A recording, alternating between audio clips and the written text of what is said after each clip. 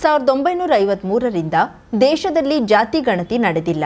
ಸಣ್ಣ ಸಣ್ಣ ಜಾತಿಗಳನ್ನು ಸಮಾಜದ ಮುನ್ನೆಲೆಗೆ ತರುವ ಗುರಿಯಿಂದ ಕೇಂದ್ರ ಸರ್ಕಾರವು 13,000 ಕೋಟಿ ವೆಚ್ಚದಲ್ಲಿ 10 ಲಕ್ಷ ಸಿಬ್ಬಂದಿ ತೊಡಗಿಸಿ ಐತಿಹಾಸಿಕ ಜಾತಿ ಗಣತಿ ನಡೆಸಲು ಮುಂದಾಗಿದೆ ಎಂದು ಉಡುಪಿ ಲೋಕಸಭಾ ಕ್ಷೇತ್ರದ ಸಂಸದ ಕೋಟಾ ಶ್ರೀನಿವಾಸ್ ಪೂಜಾರಿ ಹೇಳಿದರು.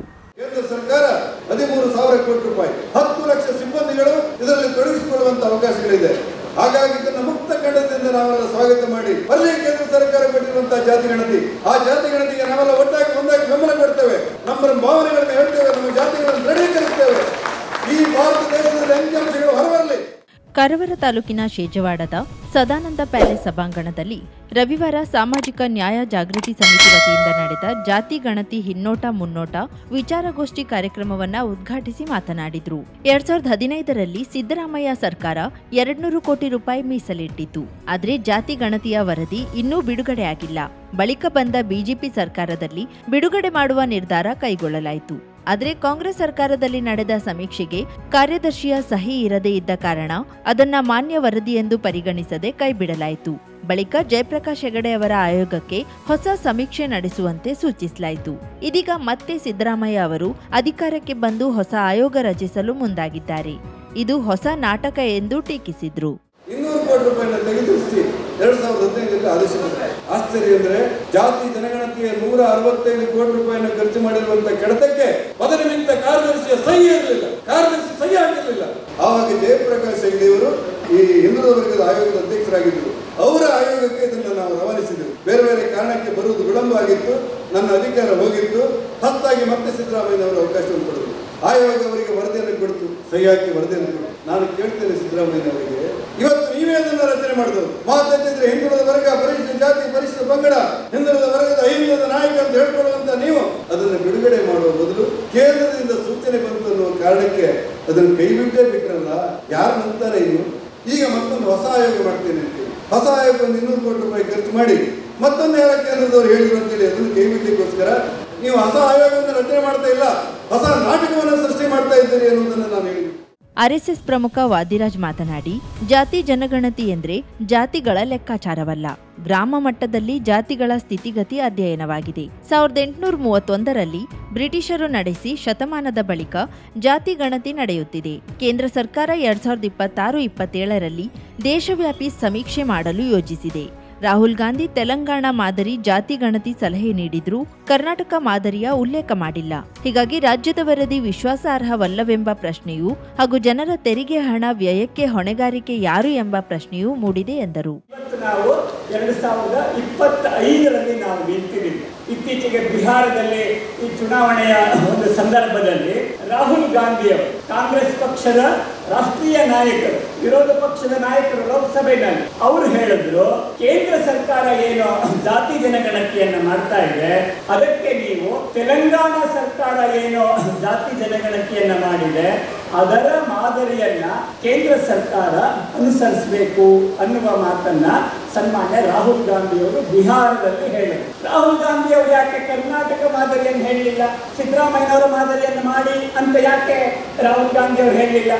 ನಮ್ಮ ಜನಸಾಮಾನ್ಯರ ತೆರಿಗೆ ಹಣದಲ್ಲಿ ನಾವು ಈ ಜಾತಿ ಗಣತಿಯನ್ನು ಮಾಡಿದ್ವಿ. 2015ರಲ್ಲಿ ಮಾಡಿದ್ವಿ. 10 ವರ್ಷಗಳಾದರೂ ಕೂಡ ಅದಕ್ಕೆ ಹಿಡಿದ ಗ್ರಹಣವನ್ನ ಬಿಡಿಸೋದಕ್ಕೆ ಸಾಧ್ಯ. ಸಂಸದ ವಿಶ್ವೇಶ್ವರ ಹೆಗಡೆ ಕಾಗೇರಿ ಮಾತನಾಡಿ, ಇತಿಹಾಸದಲ್ಲಿ ಯಾರೂ ಜಾತಿಯಿಂದ ಮಹತ್ವ ಪಡೆದಿಲ್ಲ, ವ್ಯಕ್ತಿತ್ವ ಹಾಗೂ ಸಾಧನೆಯಿಂದ ಮಾತ್ರ ಪೂಜ್ಯರಾಗಿದ್ದಾರೆ. ಸ್ವಾತಂತ್ರ್ಯ ನಂತರ ಸಮಾಜ ಸುಧಾರಣೆಗೆ ರಾಷ್ಟ್ರೀಯ ಸ್ವಯಂ ಸೇವಕ ಸಂಘ ಹಾಗೂ ಮಹನೀಯರ ಕೊಡುಗೆ ಅಪಾರ.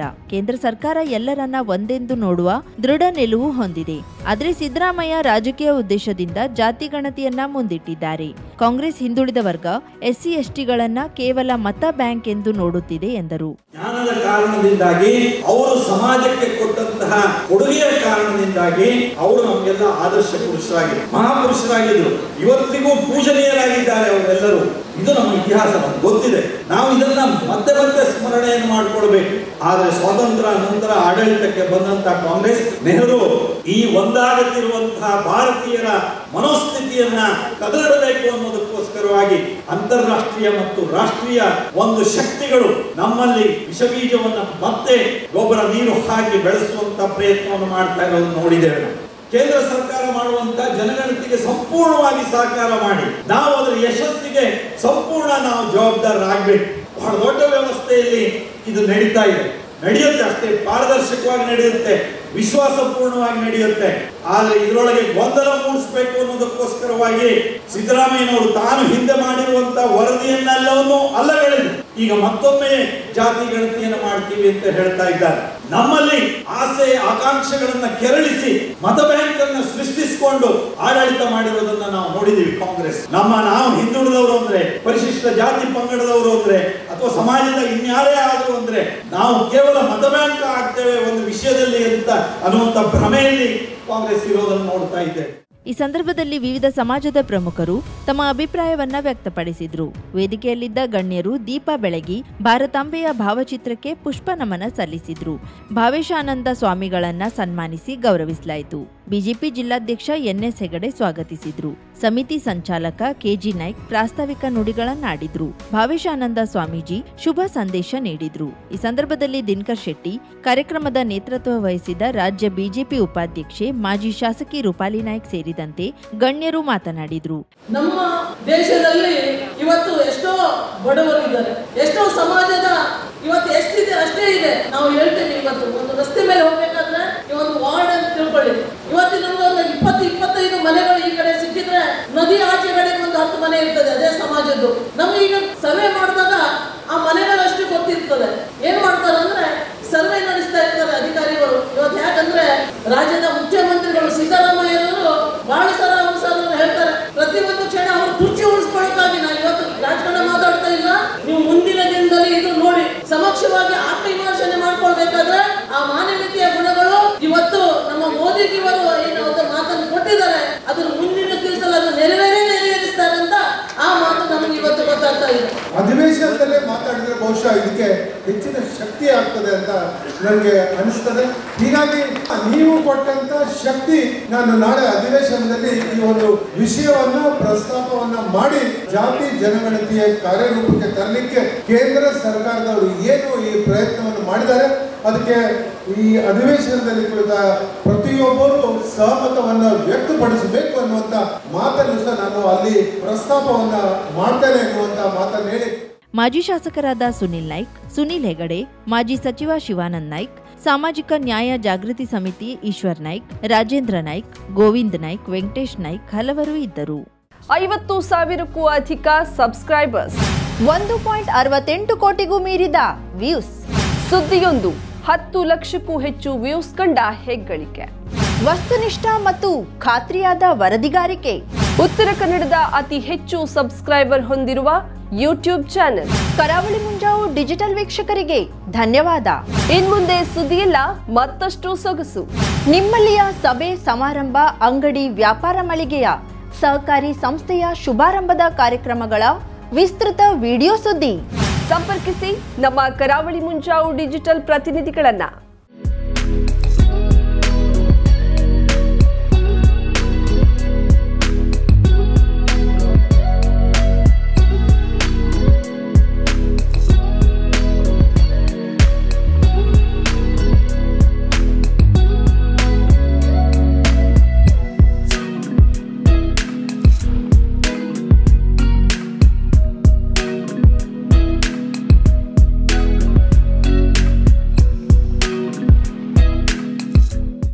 ಸಮಾರಂಭ ನಿಮ್ಮದು, ಸಂಭ್ರಮ ನಮ್ಮದು. ನೋಡ್ತಾ ಇರಿ ಕರಾವಳಿ ಮುಂಜಾವು ಡಿಜಿಟಲ್.